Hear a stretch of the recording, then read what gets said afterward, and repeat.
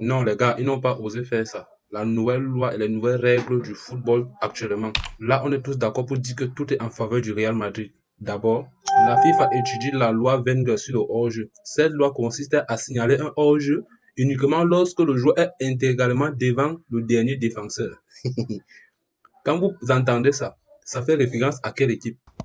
Quelle équipe joue plus de hors-jeu et quelle équipe a plus été victime du hors-jeu? On sait que le Barça joue plus de hors-jeu.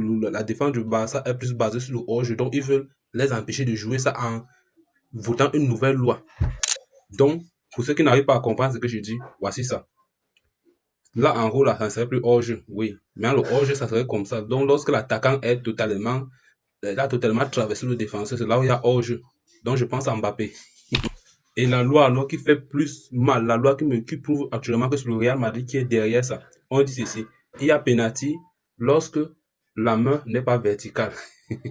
Mais dans l'autre cas, lorsque la main est verticale, il n'y a pas penalty. Bizarrement, la main est verticale lorsqu'il y a qui, vous voyez le maillot là, c'est pour qui?